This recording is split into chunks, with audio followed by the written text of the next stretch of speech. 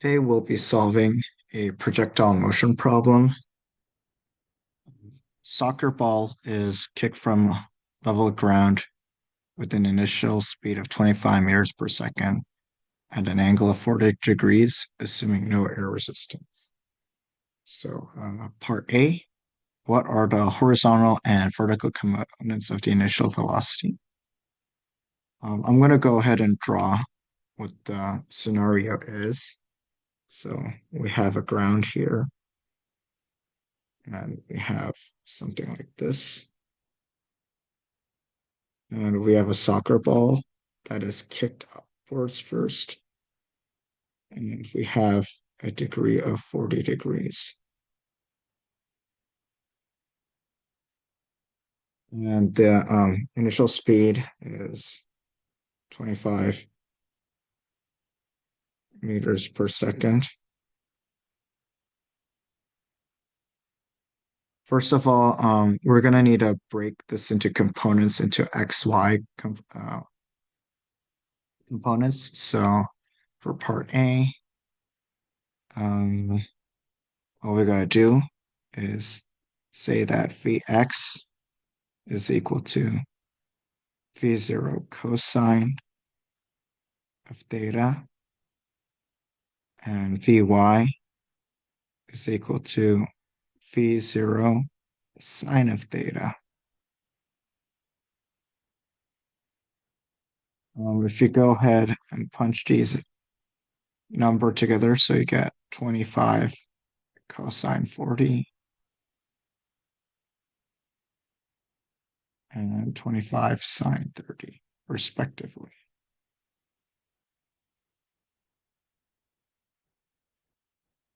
So you will get 19.15 meters per second for the horizontal velocity component.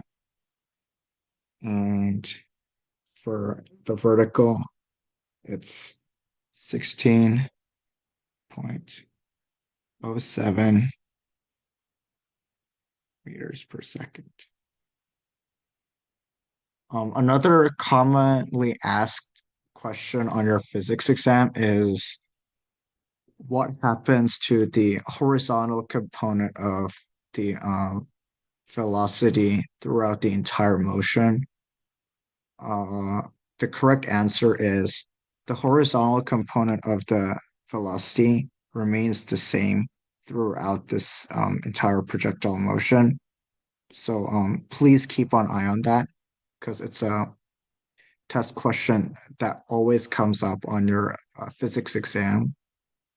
So horizontal, let me just write it out. Horizontal component of velocity remains the same throughout the projectile motion. This is a very, very important observation. Um, I want all of you to keep in mind of. And yeah, we'll move on to part B.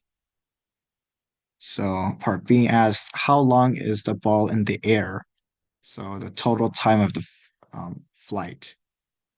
So for part B, what you gotta do is first, you need the displacement equation for the y-axis. So from your kinematics class, we all know that y is equal to y0 plus vy t plus 1 over 2. Now, since the gravity g is moving downwards, I'm going to write as minus g and then multiply by t squared. This becomes, since we don't have an initial height, this is 0 plus v0 sine of theta T minus 1 over 2 gt squared. Okay. Now, another thing you should be aware of is we want to first determine like how long the soccer ball reaches to its max height. So the time the soccer ball takes to reach its max height. Uh, so what we're going to do is I want to take the derivative of y with respect to t. So dy dt is equal to v0 of sine theta minus gt because I'm taking the derivative of y with respect to time. And since I said the word maximum, we're going to set all of this equal to 0. And then we're going to find for t. So v0 sine of theta divided by g. So if you plug in all the numbers, you get 1.64 seconds. So if the test question asks you, how long does it take for the ball to reach to its maximum height? The correct answer would be 1.64 seconds. But we're asking for how long is the ball in the air, so the total time of the flight. So if it takes 1.64 seconds to reach its maximum height, then we need to multiply this by 2 because we want to find the total time the ball is in the air. So I'm going to go ahead and do that. So a capital of T is equal to 2T. This is the formula for how long the ball is in the air, and which is equal to 2 times 1.64, which is 3.28 seconds. So this is the correct answer. 3.2.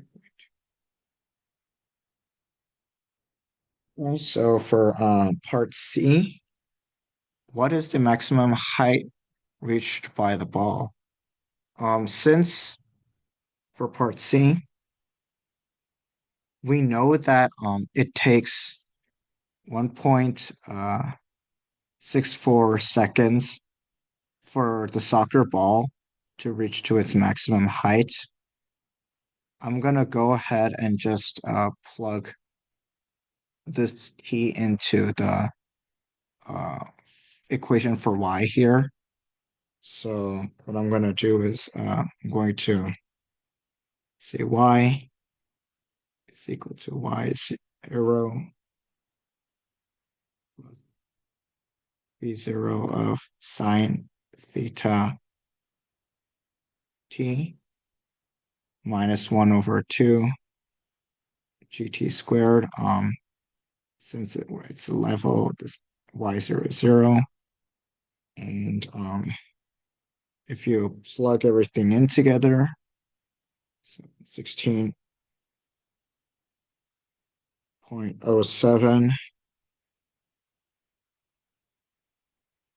times 1.64 minus 1 over 2. G here is 9.81 meters per second squared. So assuming that,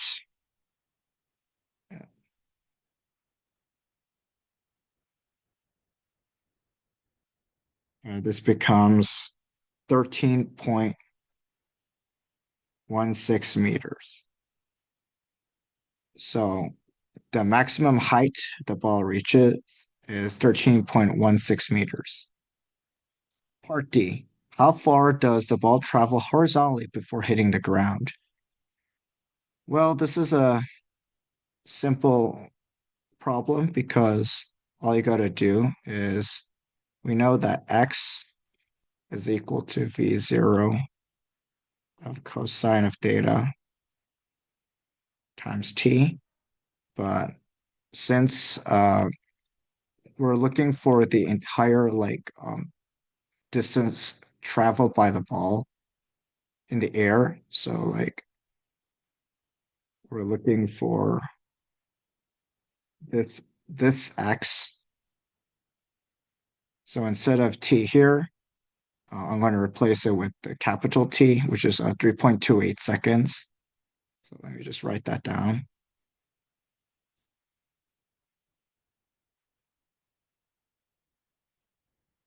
And this is 19.15 times 3.28.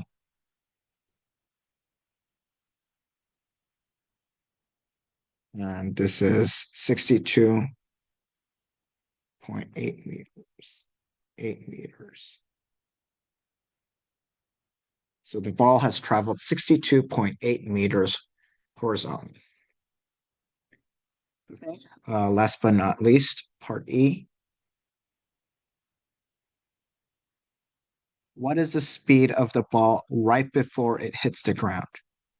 Since I'm asking for the speed, I'm going to use this formula here, or V is equal to Vx squared plus Vy squared, and take the square root of that. Since the Vx, like I said earlier, remains V0 cosine of theta the entire time, we know that this is 19.15 meters per second.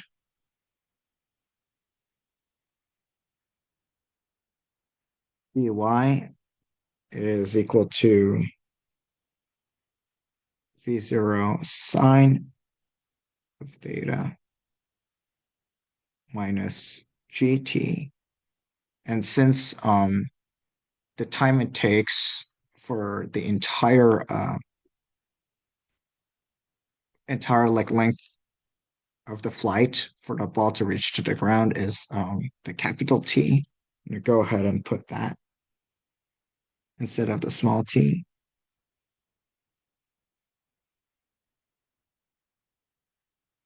So uh, this is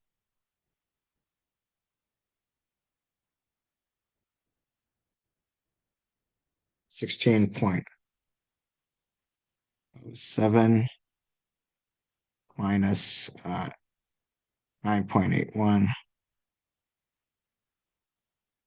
and then t is 3.28. This is equal to minus 16.07.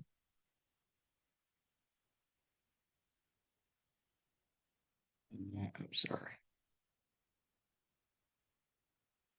And I'm going to use these and plug this into the formula here.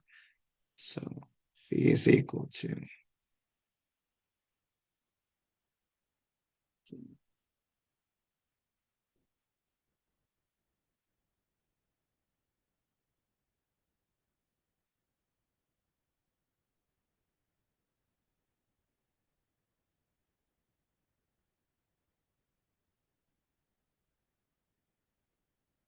which becomes square root of 625. And this is equal to 25 meters per second. All right. Thanks for watching.